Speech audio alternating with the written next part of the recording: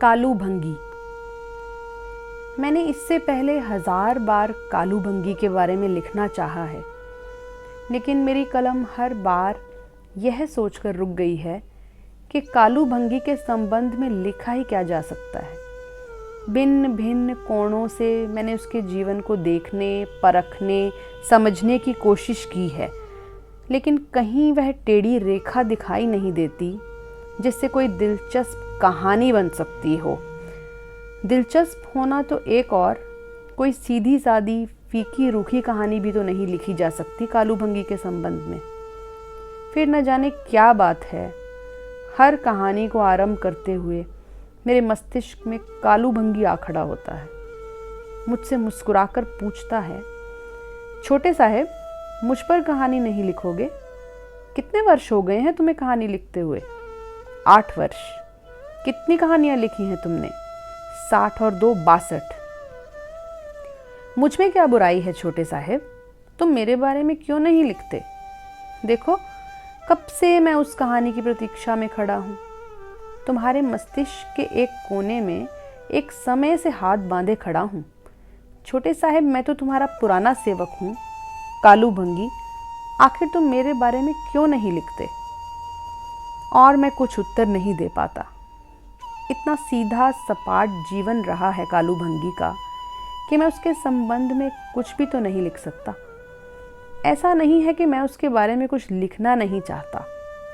असल में काफ़ी दिनों से मैं कालू भंगी के संबंध में लिखने का विचार कर रहा हूँ, परंतु कभी लिख नहीं सका। 1000 कोशिशों के बावजूद नहीं लिख सका। इसलिए आज तक कालू भंगी अपनी पुरानी झाड़ू लिए, अपने बड़े बड़े नंगे घुटने लिए, अपने फटे फटे खुरदरे बेढंगे पाँव लिए, अपनी सूखी टांगों पर उभरी दरीदें लिए, अपनी कूल्हों की उभरी उभरी हड्डियाँ लिए, अपने भूखे पेट और उसकी सूखी चमड़ी की काली सिलवटें लिए, अपनी मुरझाई हुई छाती, धूल से अटे बालों की झाड़ियाँ लिए, अपने सिकुड़े सिकुड़े होठों, फैले फैले नथनों, झुर्रियों भरे गालों और अपनी आँखों के अंधकारमय गड़ों के ऊपर नंगी चिंदिया उभारे मेरे मस्तिष्क के कोने में खड़ा है। अब तक कई पात्र आए और अपनी जीवनियाँ बताकर, अपना महत्व जताकर चले गए।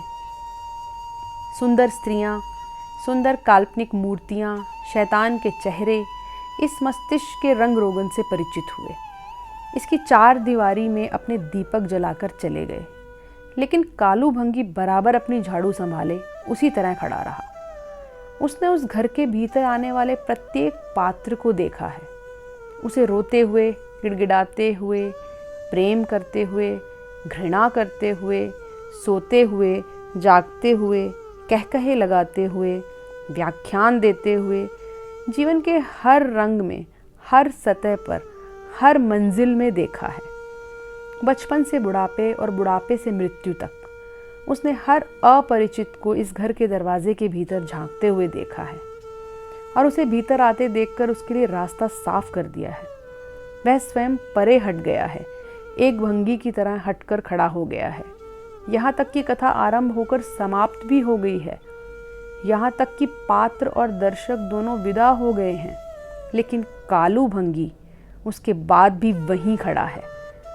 अब केवल एक पग उसने आगे बढ़ा लिया है और मस्तिष्क के बीच में आ गया है, ताकि मैं उसे अच्छी तरह देख लूं।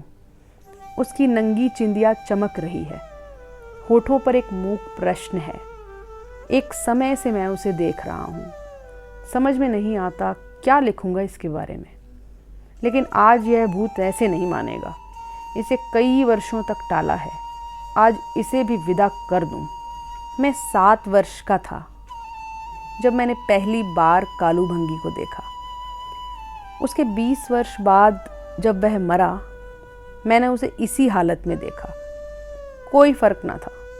वही घुटने, वही पाँव, वही रंगत, वही चेहरा, वही चिंदिया, वही टूटे हुए दांत, वही झाड़ू जो मालूम होता था माँ के पेट से उठाए चला आ रहा है। कालू भंगी का झाड़ू उसके शरीर का एक अंग लगती थी। वह प्रतिदिन रोगियों का मलमूत्र साफ करता था, डिस्पेंसरी में फिनाइल छिड़कता था, फिर डॉक्टर साहब और कंपाउंडर साहब के बंगलों की सफाई का काम करता था।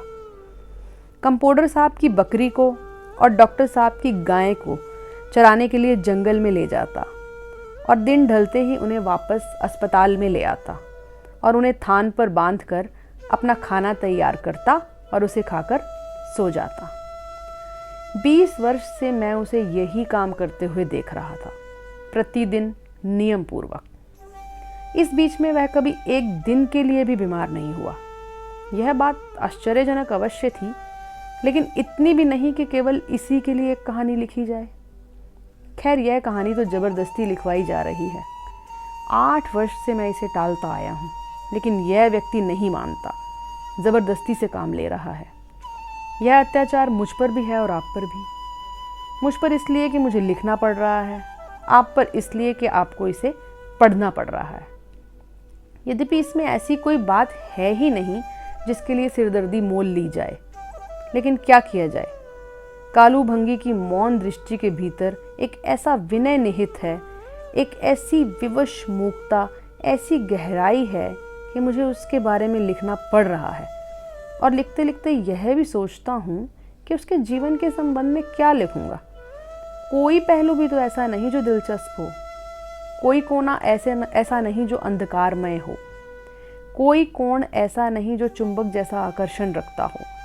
फिर न जाने क्यों वह 8 वर्ष से बराबर मेरे मस्तिष्क में खड़ा है। इसमें उसकी हठ धर्मी के अतिरिक्त और तो कुछ नजर नहीं आता। जब मैंने आंगी की कहानी में चांदनी के खलिहान सजाए थे और यरकानियत के रोमांचकारी कोण से संसार को देखा था, उस समय भी यह यहीं खड़ा था। जब मैंने रोमांच के आगे पग बढ़ाए और हुस्न और हैवान की रंग बिरंगी दशाएं देखता हुआ टूटे हुए तारों को छूने लगा, उस समय भी यह यहीं खड़ा था। जब मैंने बालकनी से झांककर अन्नदाताओं की निर्धनता देखी और पंजाब की धरती पर खून की नदियां बहती देखकर अपने वहशी होने का ज्ञान प्राप्त किया, उस समय भी यह मेरे मस्तिष्क के दरवाजे पर खड़ा था, चुपचाप बिना हिले डुले। मगर अब यह अवश्य जाएगा, अब इसे जाना ही होगा। अब मैं इसके बारे में लिख रहा हूँ। भगवान के लिए नीरस फीकी सी कहानी आप भी सुन लीजिए, ताकि यह यहाँ से दूर दफन हो जाए और मुझे इसकी गंदी संगत से छुटकारा मिल जाए। और यदि आज भी मैंने इसके बारे में ना लिखा और ना आपने इसे पढ़ा, तो यह 8 वर्ष बाद भी यहीं जमा रहेगा और संभव है जीवन भर यहीं खड़ा रहे। लेकिन परेशानी तो यह है कि इसके संबंध में लिखा क्या जा सकता है। कालू भंगी के माँ बाप भंगी थे और जहाँ तक मेरा विचार है, इसके सब पूर्वज भंगी थे और सैकड़ों वर्ष से यहीं रहते चले आए थे, इसी तरह, इसी दशा में। फिर कालू भंगी ने शादी न की थी, उसने कभी प्रेम न किया था। आश्चर्य तो यह है कि वह कभी अपने गांव से बाहर नहीं गया था। वह दिन भर अपना काम करता और रात को सो जाता और प्रातः उठकर फिर अपने काम में जुट जाता। बचपन ही से वह इसी प्रकार करता चला आया था। हाँ, कालू भंगी में एक बात अवश्य दिलचस्प थी, और वह यह है कि उसे अपनी नंगी चिंदिया पर किसी जानवर जैसे गाय या भैंस की जिह्वा फिराने में बड़ा आनंद मिलता था। प्राय दोपहर के समय मैंने उसे देखा कि नीले आकाश तले हरी घास के मखमल जैसे फर्श पर खुली धूप में वह अस्पताल के एक पास के खेत की मेड़ पर उकड़ू बैठा है और गाय उसका सिर चाट रही है बार बार, और वह वहीं अपना सिर चटवाते चटवाते ऊँघ ऊँघ कर सो गया है। उसे इस प्रकार सोते देखकर मेरे हृदय में प्रसन्नता का एक विचित्र सा भाव उजागर होने लगता था और विश्व के थके थके स्वप्निल सौंदर्य का भ्रम होने लगता था। मैंने अपने छोटे से जीवन में संसार की सुंदरतम स्त्रियां, नवजात कलियां, संसार के सुंदरतम दृश्य देखे हैं, लेकिन न जाने क्यों ऐसी सरलता, ऐसा सौंदर्य, ऐसी शांति किसी दृश्य में नहीं देखी। जब मैं 7 वर्ष का था और वह खेत बहुत बड़ा और विस्तृत दिखाई देता था और आकाश बहुत नीला और निर्मल और कालू भंगी की चिंदिया शीशे की तरह चमकती थी और गाय की जिह्वा धीरे धीरे उसकी चिंदिया चाटती हुई, जैसे उसे सहलाती हुई, कुसुर कुसुर का स्वप्निल स्वर उत्पन्न करती जाती थी। जी चाहता था मैं भी उसी तरह अपना सिर घुटाकर उस गाय के नीचे बैठ जाऊं और ऊँघता ऊँघता सो जाऊं। एक बार मैंने ऐसा करने की कोशिश भी की तो पिताजी ने मुझे वो पीटा और मुझसे अधिक कालू भंगी को वो पीटा कि मैं भय से चीखने लगा कि कालू भंगी उनकी ठोकरों से मर ना जाए। लेकिन कालू भंगी को इतनी मार खाकर भी कुछ न हुआ। दूसरे दिन वह नियम अनुसार झाड़ू देने के लिए हमारे बंगले में मौजूद था। कालू भंगी को जानवरों से बड़ा लगाव था। हमारी गायें तो उस पर जान छिड़कती थी और कंपाउंडर साहब की बकरी भी। यद्यपि बकरी बड़ी बेवफा होती है, नारी से भी अधिक, लेकिन कालू भंगी की बात और थी। उन दोनों पशुओं को पानी पिलाए तो कालू भंगी, चारा खिलाए तो कालू भंगी। वे उसके एक एक संकेत को इस प्रकार समझ जाती जैसे कोई व्यक्ति किसी मनुष्य के बच्चे की बातें समझता है। मैं कई बार कालू भंगी के पीछे गया हूँ। जंगल के रास्ते में वह उन्हें बिल्कुल खुला छोड़ देता था, फिर भी गाय और बकरी दोनों उसे कदम से कदम मिलाए चले आते थे, जैसे तीन मित्र सैर करने निकले हों। रास्ते में गाय ने हरी घास देखकर मुंह मारा तो बकरी भी झाड़ी से पत्तियां खाने लगी। और कालू भंगी है कि सुंबलू तोड़ तोड़ कर खा रहा है और बकरी के मुंह में डाल रहा है और आप ही आप बातें कर रहा है और उससे भी बराबर बातें किए जा रहा है। और वे दोनों पशु भी गुर्रा कर, कभी कान फटफटा कर, कभी पाँव हिलाकर, कभी दुम दबाकर, कभी नाच कर, कभी गाकर, हर प्रकार से उसकी बातों में भाग ले रहे हैं। अपनी समझ में तो कुछ नहीं आता कि ये लोग क्या बातें करते थे। फिर कुछ क्षणों के बाद कालू भंगी आगे चलने लगता तो गायें भी चरना छोड़ देती और बकरी झाड़ी से परे हट जाती और कालू भंगी के साथ साथ चलने लगती। आगे कहीं छोटी सी नदी आती या कोई नन्हा सा चश्मा आता तो कालू भंगी वहीं बैठ जाता, बल्कि लेटकर वहीं चश्मे के स्तर से अपने होंठ मिला देता और पशुओं की तरह पानी पीने लगता। और उसी प्रकार वे दोनों पशु भी पानी पीने लगते, क्योंकि बेचारे मनुष्य तो थे नहीं कि होठों से पी सकते। उसके बाद यदि कालू भंगी घास पर लेट जाता तो बकरी भी उसकी टांगों के पास अपनी टांगें सिकोड़कर प्रार्थना करने के ढंग से बैठ जाती। और गाय तो इस प्रकार उसके निकट बैठती कि मुझे मालूम होता कि वह कालू भंगी की पत्नी है और अभी अभी खाना पकाकर हटी है। उसकी हर नज़र में और चेहरे के हर उतार चढ़ाव में एक शांतिपूर्ण गृहस्थ जीवन झलकने लगता। और जब वह जुगाली करने लगती तो मुझे मालूम होता जैसे कोई बड़ी सुघड़ पत्नी क्रोशिया लिए कशीदाकारी कर रही है या कालू भंगी के लिए स्वेटर बुन रही है। इस गाय और बकरी के अतिरिक्त एक लंगड़ा कुत्ता भी था जो कालू भंगी का घनिष्ठ मित्र था। वह लंगड़ा था, इस कारण ही अन्य कुत्तों के साथ अधिक चल फिर न सकता था और इसी कारण प्राय अन्य कुत्तों से पिटता और भूखा रहता और घायल रहता था। कालू भंगी प्राय उसकी मरहम पट्टी और पालन पोषण में लगा रहता। कभी तो उसे साबुन से नहलाता, कभी उसकी चिचड़ियाँ दूर करता और कभी उसे मक्की की रोटी का सूखा टुकड़ा देता। लेकिन यह कुत्ता बड़ा स्वार्थी था।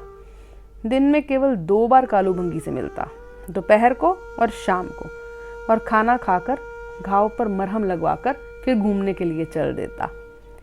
कालू भंगी और लंगड़े कुत्ते की मुलाकात बड़ी संक्षिप्त होती थी, लेकिन बड़ी दिलचस्प। मुझे तो वह कुत्ता एक आंख न भाता था, लेकिन कालू भंगी उससे बड़े आदर से मिलता। उसके अतिरिक्त कालू भंगी का जंगल के हर पशु पक्षी से परिचय था। रास्ते में उसके पांव तले कोई कीड़ा आ जाता तो वह उसे उठाकर झाड़ी पर रख देता। कहीं कोई नेवला बोलने लगता तो वह उसकी बोली में उसका उत्तर देता। तीतर, गुटारी, लाल चिड़ा, हर पक्षी की बोली वह जानता था। इस दृष्टि से वह राहुल सांकृत्यायन से भी बड़ा पंडित था। कम से कम मेरे जैसे 7 वर्ष के बालक की दृष्टि में तो वह मुझे अपने माता पिता से भी अच्छा मालूम होता था। और फिर वह मुझे मक्की का भुट्टा ऐसा मज़ेदार तैयार करके देता था और उसे इस तरह हल्की आंच पर भूनता था जैसे वह वर्षों से उस भुट्टे को जानता हो। एक मित्र की तरह वह भुट्टे से बातें करता जाता, इस नरमी और प्यार से उससे पेश आता जैसे वह भुट्टा उसका अपना संबंधी या सगा भाई हो। और लोग भी भुट्टा भूनते थे, लेकिन वह बात कहाँ। ऐसे कच्चे, बेस्वाद और मामूली से भुट्टे होते थे कि उन्हें बस मक्की का भुट्टा ही कहा जा सकता था। लेकिन कालू भंगी के हाथ में पहुंचकर वही भुट्टा कुछ का कुछ हो जाता था। और जब वह आग पर सिक कर बिल्कुल तैयार हो जाता तो बिल्कुल एक नई नवेली दुल्हन की तरह शादी का जोड़ा पहने सुनहला चमकता नजर आता। मेरे ख्याल में स्वयं बुट्टे को यह अनुमान हो जाता था कि कालू उससे कितना प्रेम करता है, अन्यथा प्रेम के बिना उस निर्जीव वस्तु में उतनी सुंदरता कैसे उत्पन्न हो सकती थी। मुझे कालू भंगी के हाथ के सिके हुए भुट्टे खाने में बड़ा आनंद आता था और मैं उन्हें बड़े मज़े में छुप छुप कर खाता था। एक बार पकड़ा गया तो बड़ी ठुकाई हुई, बेचारा कालू भी पिटा, लेकिन दूसरे दिन वह फिर बंगले पर झाड़ू लिए उसी तरह हाजिर था। और बस कालू भंगी के संबंध में और कोई दिलचस्प बात याद नहीं आ रही। मैं बचपन से जवानी में आया और कालू भंगी वैसे का वैसा रहा। मेरे लिए अब वह कम दिलचस्प हो गया, बल्कि यूँ कहिए कि मुझे उसमें किसी प्रकार की दिलचस्पी न रही थी। हाँ, कभी कभी उसका व्यक्तित्व मुझे अपनी ओर खींचता। यह उन दिनों की बात है जब मैंने नया नया लिखना शुरू किया था। मैं अध्ययन के लिए उससे प्रश्न करता और नोट लेने के लिए फाउंटेन पेन और पैड साथ रख लेता। कालू भंगी, तुम्हारे जीवन में कोई खास बात है? कैसी छोटे साहब? कोई खास बात, अजीब, अनोखी? नहीं छोटे साहब। अच्छा तुम यह बताओ, तुम तनख्वाह लेकर क्या करते हो? हमने दूसरा सवाल पूछा। तनख्वाह लेकर क्या करता हूँ? वह सोचने लगता। 8 रुपये मिलते हैं मुझे। वह फिर उंगलियों पर गिनने लगता। 4 रुपये का आटा लाता हूँ, 1 रुपये का नमक, 1 रुपये का तंबाकू, 8 आने की चाय, 4 आने का गुड़, 4 आने का मसाला। कितने रुपए हो गए छोटे साहब? 7 रुपये। हाँ, 7 रुपये। हर महीने 1 रुपया बनिए को देता हूँ। कपड़े सिलवाने के लिए उससे कर्ज लेता हूँ ना। साल में 2 जोड़े तो चाहिए। और छोटे साहब, कहीं बड़े साहब 1 रुपया तनख्वाह में बढ़ा दें तो मज़ा आ जाए। वह कैसे? घी लाऊंगा 1 रुपये का और मक्की के पराठे खाऊंगा। कभी पराठे नहीं खाए मालिक, बड़ा जी चाहता है। अब बोलिए, इन 8 रुपयों पर कोई क्या कहानी लिखे? फिर जब मेरी शादी हो गई, जब रातें जवान और चमकीली होने लगती और निकट के जंगल से शहद और कस्तूरी और जंगली गुलाब की लपटें आने लगती और हिरन चौकड़ियाँ भरते हुए दिखाई देते और तारे झुकते झुकते कानों में खुसर फुसर करने लगते और किसी के रसीले होंठ आने वाले चुंबनों का ख्याल करके कांपने लगते, उस समय भी मैं कालू भंगी के संबंध में कुछ लिखना चाहता और पेंसिल कागज़ लेकर उसके पास जाता। कालू भंगी, तुमने ब्याह नहीं किया? नहीं छोटे साहब। क्यों? इस इलाके में मैं ही एक भंगी हूँ और दूर दूर तक कोई भंगी नहीं है। छोटे साहब, फिर हमारी शादी कैसे हो सकती है? तुम्हारा जी नहीं चाहता कालू भंगी? मैंने दोबारा कोशिश करके कुरेदना चाहा। क्या साहब? प्रेम करने को जी चाहता है तुम्हारा? शायद किसी से प्रेम किया होगा तुमने, जब भी तुमने अभी तक शादी नहीं की। प्रेम क्या होता है छोटे साहब? औरत से प्रेम करते हैं लोग। प्रेम कैसे करते हैं साहब? शादी तो जरूर करते हैं सब लोग। बड़े लोग प्रेम भी करते होंगे छोटे साहब, लेकिन हमने नहीं सुना वह जो कुछ आप कह रहे हैं। रही शादी की बात, यह मैंने आपको बता दी है। कैसे होती मेरी शादी, आप बताइए। तुम्हें दुख नहीं है कालू भंगी? किस बात का छोटे साहब? हार कर मैंने उसके संबंध में लिखने का विचार छोड़ दिया। 8 वर्ष हुए कालू भंगी मर गया। वह जो कभी बीमार नहीं हुआ था, अचानक ऐसा बीमार पड़ा कि फिर कभी खाट से न उठा। उसे अस्पताल में दाखिल कर लिया गया था। वह अलग वार्ड में रहता था। कंपाउंडर दूर से उसके होठ में दवा उड़ेल देता और एक चपड़ासी उसके लिए खाना रखाता। वह अपने बर्तन स्वयं साफ करता, अपना बिछौना स्वयं बिछाता, अपना मलमूत्र स्वयं साफ करता। और जब वह मर गया तो उसकी लाश को पुलिस वालों ने ठिकाने लगा दिया, क्योंकि उसका कोई वारिस नहीं था। वह हमारे यहाँ 20 वर्ष से रहता था, लेकिन हम कोई उसके संबंधी थोड़े थे, इसलिए उसका अंतिम वेतन भी सरकार ने जब्त कर लिया, क्योंकि उसका कोई वारिस नहीं था। और जब वह मरा उस दिन भी कोई विशेष बात न हुई। प्रतिदिन की तरह उस दिन भी अस्पताल खुला। डॉक्टर ने नुस्खे लिखे, कंपाउंडर ने तैयार किए, रोगियों ने दवा ली और घर लौट गए। फिर रोज़ की तरह अस्पताल भी बंद हुआ और घर आकर हम सब ने आराम से खाना खाया, रेडियो सुना और लिहाफ ओढ़कर सो गए। प्रातः उठे तो पता चला कि पुलिस वालों ने दया भाव से कालू भंगी की लाश ठिकाने लगा दी। इस पर डॉक्टर साहब की गाय ने और कंपाउंडर साहब की बकरी ने 2 दिन तक कुछ न खाया ना कुछ पिया और वार्ड के बाहर खड़े खड़े बेकार चिल्लाती रही। पशुओं की जाती थी ना आखिर। अरे तू झाड़ू लेकर आ पहुंचा, आखिर तू चाहता क्या है बता। कालू भंगी अभी तक वहां खड़ा है। क्यों भाई, अब तो मैंने सब कुछ लिख दिया, वह सब कुछ जो मैं तुम्हारे संबंध में जानता था। अब भी यहीं खड़े परेशान कर रहे हो, भगवान के लिए चले जाओ। क्या मुझसे कुछ छूट गया है, कोई भूल हो गई है? तुम्हारा नाम कालू, पेशा भंगी, इस इलाके से कभी बाहर नहीं गए, विवाह नहीं किया, प्रेम नहीं किया, जीवन में कोई विशेष घटना नहीं, कोई अचंभा नहीं। जैसे प्रेमिका के होठों में होता है, अपने बच्चे के प्यार में होता है, गालिब के काव्य में होता है, कुछ भी तो नहीं हुआ तुम्हारे जीवन में। फिर मैं क्या लिखूं और क्या लिखूं? तुम्हारा वेतन 8 रुपये, 4 रुपये का आटा, 1 रुपये का नमक, 1 रुपये का तंबाकू, 8 आने की चाय, 4 आने का गुड़, 4 आने का मसाला, 7 रुपये और 1 रुपया बनिया का। 8 रुपये हो गए, लेकिन 8 रुपये में कहानी नहीं होती। आजकल तो 50-50, 100 में कहानी नहीं होती, लेकिन 8 रुपये में तो कोई कहानी हो ही नहीं सकती। फिर मैं तुम्हारे बारे में क्या लिख सकता हूँ?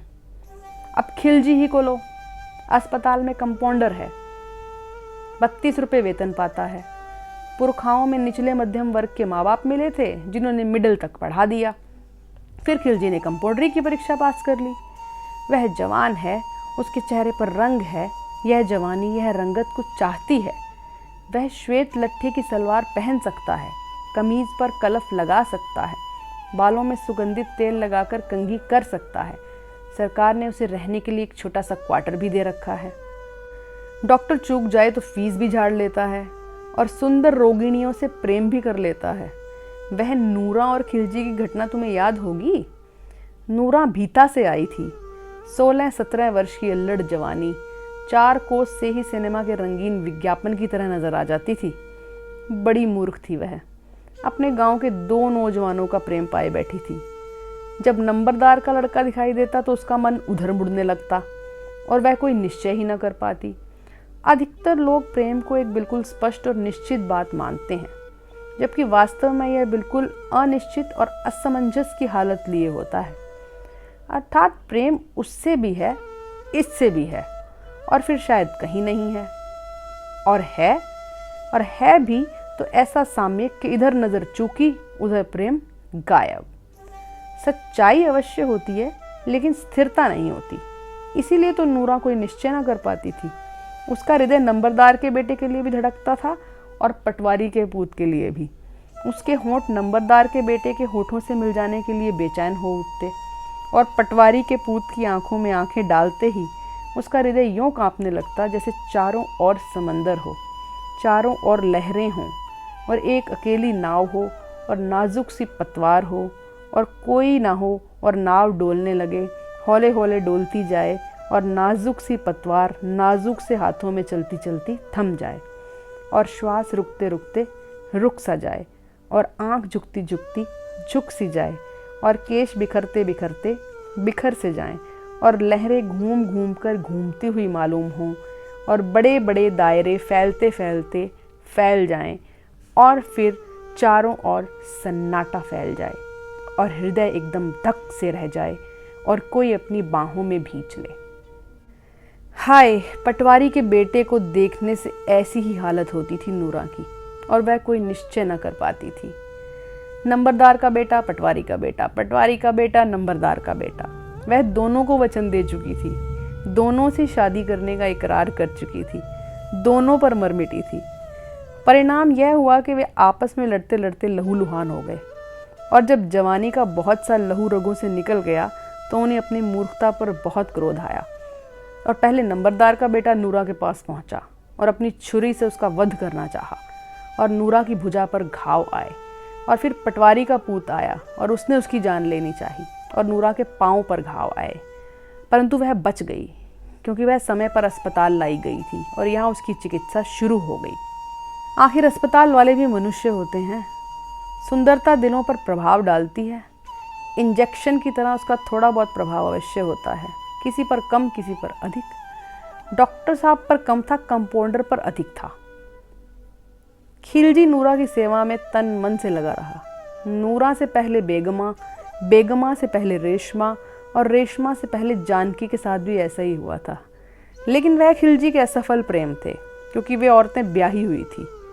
रेशमा के तो एक बच्चा भी था, बच्चे के तो एक माता पिता थे और पति थे, और पतियों की दुश्मन नज़रें थी जो जैसे खिलजी की छाती में घुसकर उसकी आकांक्षाओं के अंतिम कोने तक पहुंच जाना चाहती थी।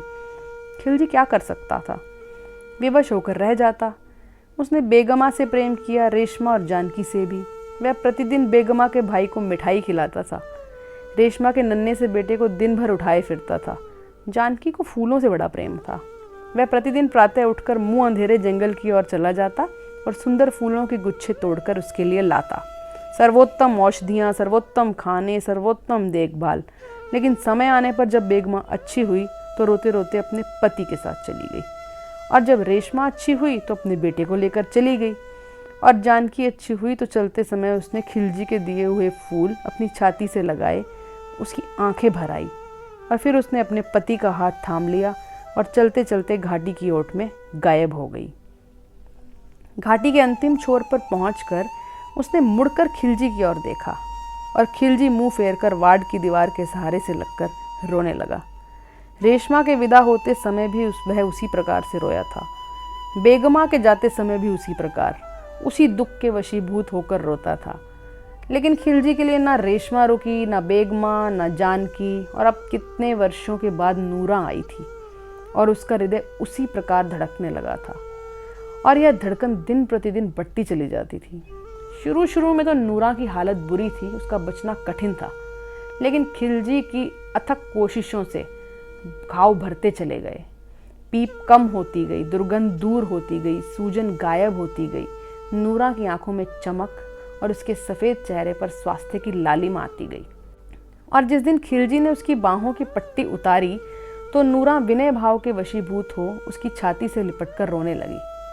और जब उसके पाँव की पट्टी उतारी तो उसने अपने हाथ और पाँव में मेहंदी रचाई और आंखों में काजल लगाया और बालों की लटें संवारी, तो खिलजी का हृदय प्रसन्नता से चौकड़ियाँ भरने लगा। नूरा खिलजी को दिल दे बैठी थी। उसने खिलजी से शादी का वायदा कर लिया था।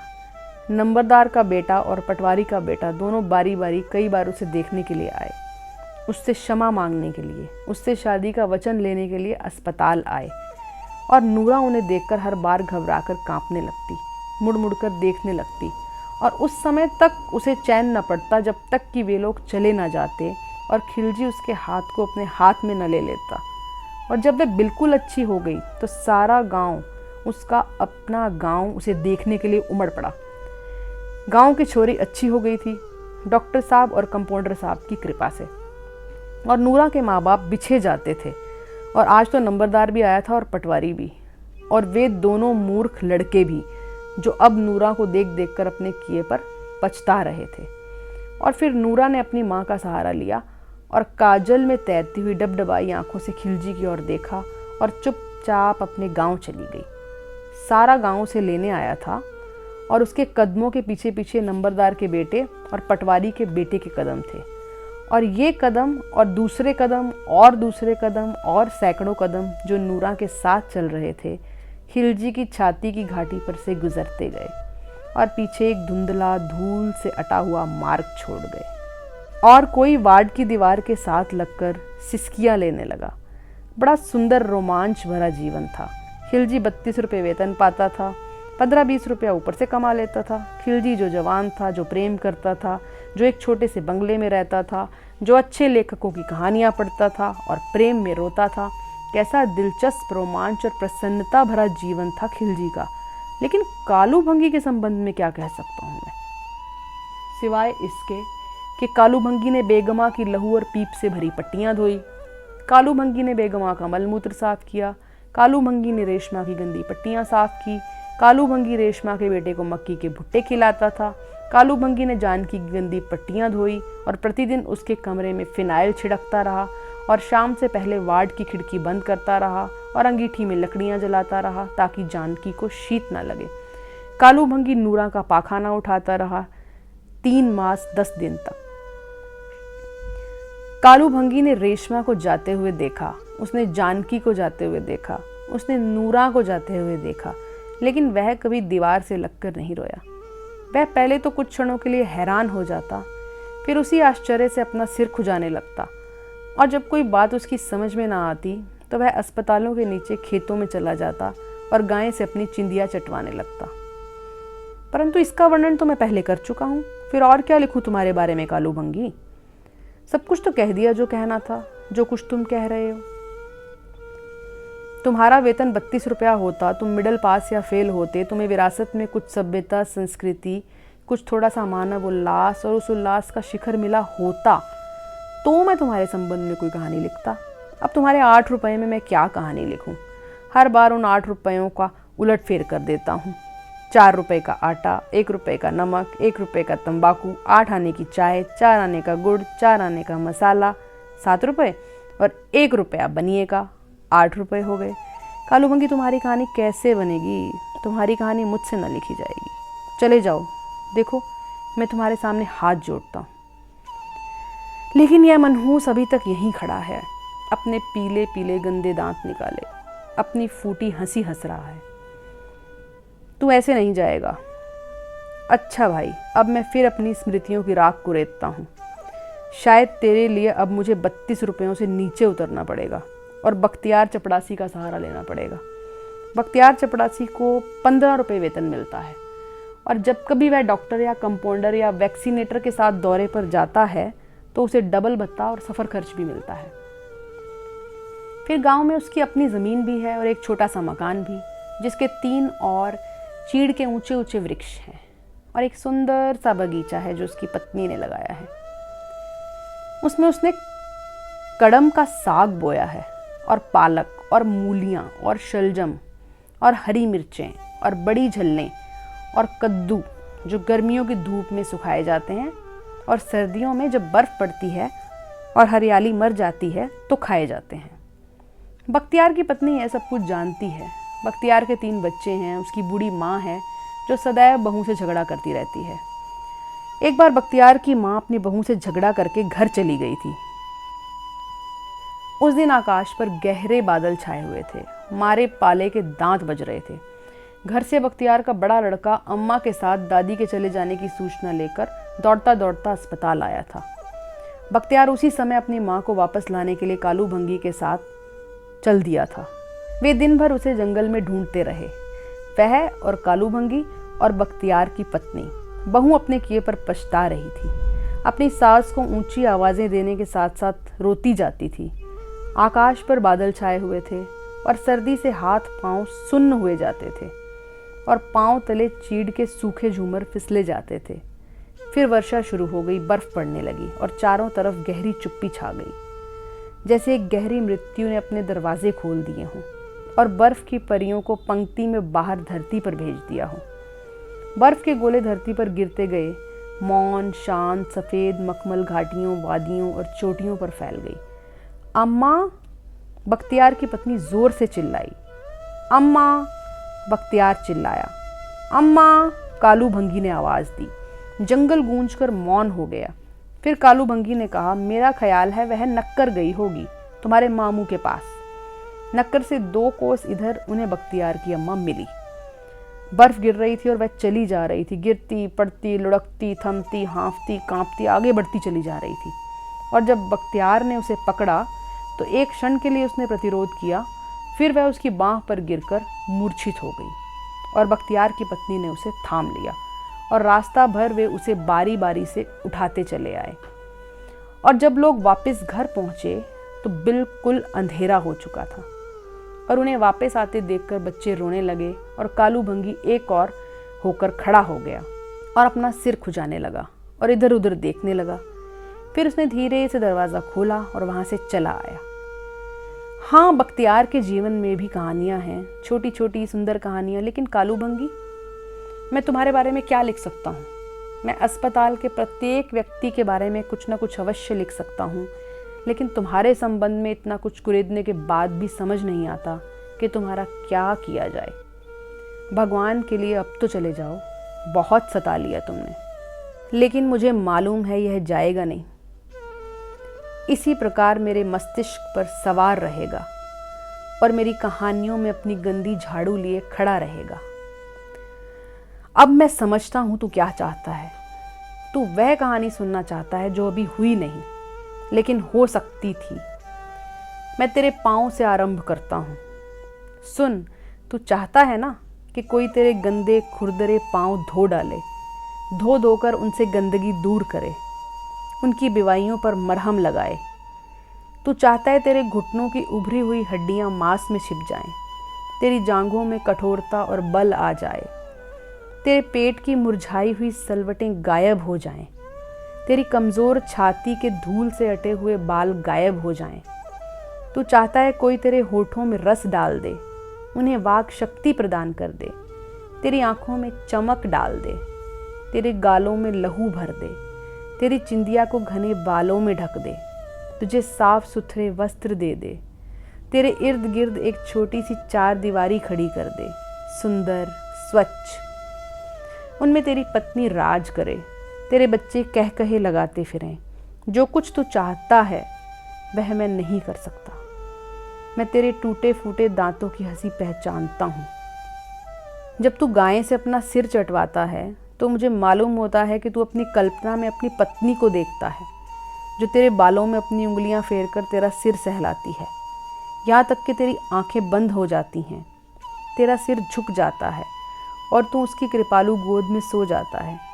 और जब तू मेरे लिए आग पर धीरे धीरे भुट्टा सेंकता है और मुझे जिस प्रेम और स्नेह से वह भुट्टा खिलाता है, तो अपने मस्तिष्क की गहराई में उस नन्हे बच्चे को देख रहा होता है जो तेरा बेटा नहीं है, जो अभी नहीं आया, जो तेरे जीवन में कभी नहीं आएगा, लेकिन जिससे तूने एक बाप की तरह प्रेम किया है। तूने उसे गोदी में खिलाया है, उसका मुंह चूमा है, उसे अपने कंधे पर बिठाकर संसार भर में घुमाया है। देख लो, यह मेरा बेटा, यह है मेरा। और जब यह सब तुझे नहीं मिला तो तू सबसे अलग होकर खड़ा हो गया और आश्चर्य से अपना सिर खुजाने लगा और तेरी उंगलियां आप ही आप गिनने लगी, 1 2 3 4 5 6 7 8 रुपए। मैं तेरी वह कहानी जानता हूँ जो हो सकती थी लेकिन हो न सकी, क्योंकि मैं कहानीकार हूँ। मैं एक नई कहानी गढ़ सकता हूँ, एक नया मनुष्य नहीं गढ़ सकता। उसके लिए मैं अकेला काफ़ी नहीं हूँ। इसके लिए कहानीकार और उसका पढ़ने वाला और डॉक्टर और कंपाउंडर और बख्तियार और गांव के पटवारी और नंबरदार और दुकानदार और शासक और राजनीतिज्ञ और मजदूर और खेतों में काम करने वाले किसान, प्रत्येक व्यक्ति की लाखों करोड़ों अरबों व्यक्तियों की इकट्ठी सहायता चाहिए। मैं अकेला विवश हूँ, कुछ नहीं कर पाऊँगा। जब तक हम सब मिलकर एक दूसरे की सहायता ना करेंगे यह काम ना होगा। और तू इसी प्रकार अपनी झाड़ू लिए मेरे मस्तिष्क के दरवाजे पर खड़ा रहेगा और मैं कोई महान कहानी न लिख सकूंगा जिसमें मानव आत्मा का पूर्ण उल्लास झलक उठे, और कोई मेमार महान भवन न बना सकेगा जिसमें हमारी जाति की महानता अपने शिखरों को छू ले, और कोई ऐसा गीत न गा सकेगा जिसकी गहराइयों में विश्व का सारा रहस्य छलक छलक जाए। यह भरपूर जीवन संभव नहीं जब तक तू झाड़ू लिए यहाँ खड़ा है। अच्छा है, खड़ा रह, फिर शायद कभी वह दिन आ जाए कि कोई तुझसे तेरी झाड़ू छुड़ा दे और तेरे हाथों को नरमी से थाम कर इंद्रधनुष के उस पार ले जाए, इंद्रधनुष के उस पार ले जाए।